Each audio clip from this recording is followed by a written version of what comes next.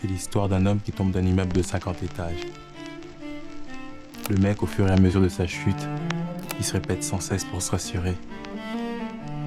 Jusqu'ici, tout va bien. Jusqu'ici, tout va bien. Jusqu'ici, tout va bien. Mais l'important, c'est pas la chute. C'est l'atterrissage.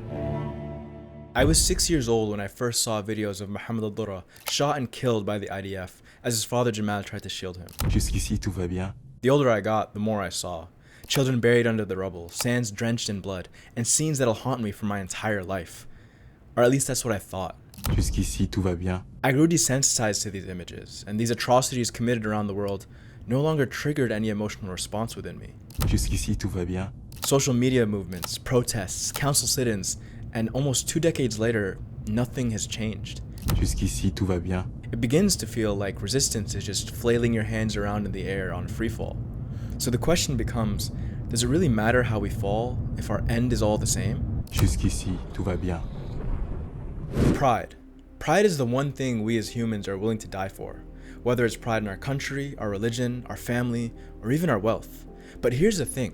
See, pride is just resistance in disguise. In the Quran, Iblis, or the devil, became what he is because he resisted. God commanded him to bow down to Adam, and he refused. How could a being of fire bow down to one made of dirt? And it was this refusal, this pride, that was the root of his downfall. And whether you believe this literally or not, it shows us something. That pride is the earliest form of resistance, and it exists on both sides of power.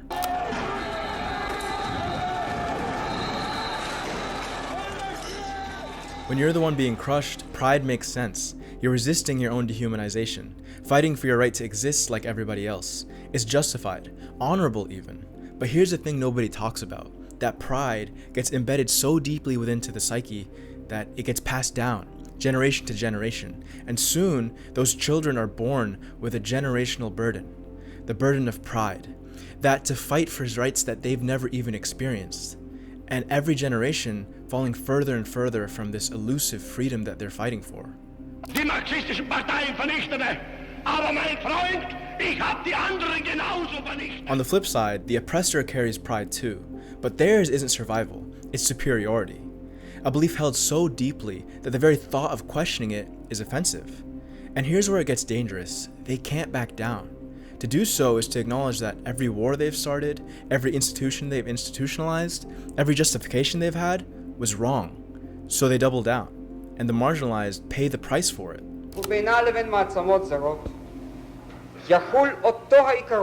But what's even more frightening, evil isn't always a product of pride. In 1961, a man named Adolf Eichmann was put on trial. He's one of the chief architects of the Holocaust, responsible for the logistics of transporting millions to their deaths. And when he sat behind that glass in Jerusalem, he didn't look like a monster, he looked like an accountant. He adjusted his glasses, he took notes, he spoke in bureaucratic language about transportation schedules and processing numbers. Philosopher Hannah Arendt watched that trial and saw something that terrified her more than any act of hatred could. She saw a man who had simply stopped thinking. He wasn't driven by rage or ideology or even pride. He was just following orders, a cog in a machine, believing the machine was responsible, not him. Arendt called this the banality of evil. Evil isn't always some dictator ordering the murder of thousands. Sometimes it just clocks in, does its job, and goes home. And that is the most terrifying realization of all. Because you can confront a man who hates you. You can challenge someone whose pride won't let them bend. But how do you fight a machine that doesn't even think? The atrocities become routine. The resistance becomes noise. And the machine keeps running. The exhaustion doesn't announce itself. It settles in quietly. The day you scroll past an image without stopping, or the day you're bothered by a video of a refugee pleading for their lives rather than heartbroken by it. You used to share everything, then you started filtering. Now you've stopped watching altogether. That hope that you clung onto, that maybe you could be the difference, it didn't just disappear, it faded over time. The same causes that you've been fighting for years now feel like they've only gotten worse. The oppressor frames itself as the victim. The world shuns you for speaking out, and the roots of the machine go far deeper than you've ever realized. You hear there's power in unity, and the world unites in favor of the oppressor. That same cause that felt so urgent just 2 months ago starts feeling like background noise, something you'd maybe bring up at dinner. And the worst part of it is, the oppressor knows this. The machine has been here long before you, and it'll be here long after you. And it's learned that even the loudest voices eventually burn out. Injustice is just something that you've begun to accept. Freedom is something we'll never see within our lifetime. And the most terrifying thing is, you've known this the entire time. It's just easier to accept the way things are.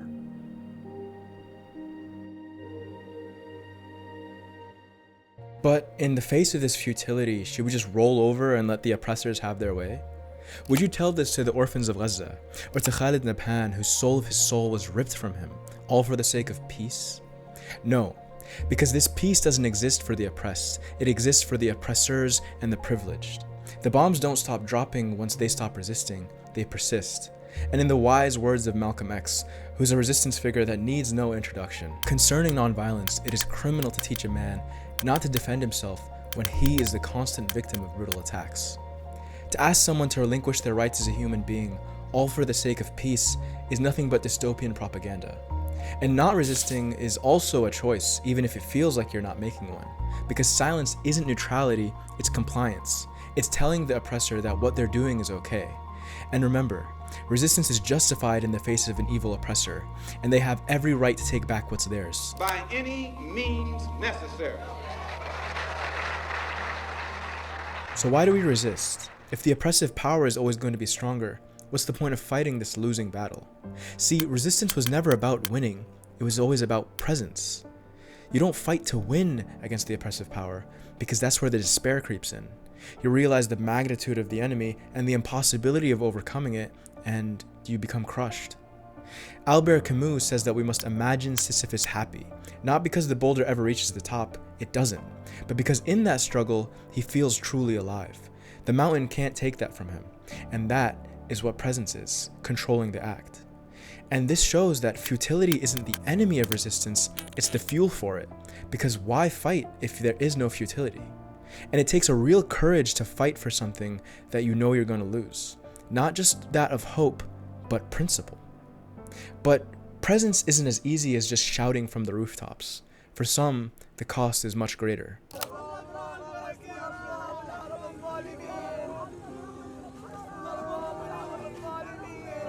And for many, that cost is everything. If there's anyone to learn the value of martyrdom from, whose sheer existence is an act of resistance, it's the Palestinians. In her book Mornings in Jenin, Palestinian-American author Suzanne Abelhawa says, they learned to celebrate martyrdom. Only martyrdom offered freedom, only a death were they at last invulnerable to Israel. Martyrdom became the ultimate defiance of Israeli occupation. The oppressors have taken everything from them. Their land, their family, their culture. What's left? Death. And even that they try to take from them, desecrating mosques, bulldozing over graveyards, erasing entire family lineages, but still they fail. Because a martyr does not just die, they become immortal, a symbol of resistance for generations to come. And in that final act of resistance, they take that which is solely theirs, death. He is telling these villagers that sooner or later, Vietnam will win its independence and have peace. In 1942, a man sat in a Chinese prison cell with nothing but scraps of paper and a stick of ink. He'd already been exiled, arrested, and reported dead numerous times. And in that cell, he wrote poetry, over 100 poems, about the moon through the bars, about patience, about waiting. That man was Ho Chi Minh. And he would spend the next 3 decades at war, first against Japan, then against France, and then against the most powerful army the world has ever seen, the US. He never stopped, imprisoned, exiled, beaten, and every single time he came back. But he never lived to see the fruits of his labor. In 1969, 6 years before the Northern forces entered Saigon, the city now named after him, he died. He fought hard for 30 years and never saw the sight of victory, but I don't think this bothered him. He was never in it for the victory, he was in it for something that would outlast him. In his own words, to reap a return in 10 years, plant trees. To reap a return in 100, cultivate the people. Remembering their neighbors Morocco and Tunisia, they suspect Algeria will be handed over to Arab nationalism. In 1830, France colonized Algeria. For 132 years, they controlled the land, the language, and the law. They were slowly trying to erase all of Algeria's roots and make the country their own. Generations of Algerians lived and died under that rule. Grandparents, parents, kids, grandkids, all never being free. That's what 132 years is. But in 1954, the FLN launched a war of independence. They had no standing army, no air force, and no international backing. They were fighting one of the most powerful militaries in the world on their own land, with their own bodies. With over 1 million dying for their cause, becoming known as the land of 1 million martyrs, the cost was high. And 8 years of struggle later, with no hope in sight, Algeria finally forced France out of their land. 132 years of colonization ended by people who had every right to believe that existence was futile, and fought anyway. Free Palestine! Free Palestine! Victory to Palestine! Just being from the Arab world, resistance is something I'm extremely familiar with. And the older I got, the more jaded I became. Because the same exact causes I fought for when I was a kid are the same ones we have to fight for now, but worse, almost 2 decades later. And I realized I was asking myself the wrong questions. It's not about when things will change, but what change am I leaving behind? And for a long time, I kept reassuring myself that everything is fine, ignoring the things around me. But here's the thing. It doesn't really matter how you fall. It matters how you land.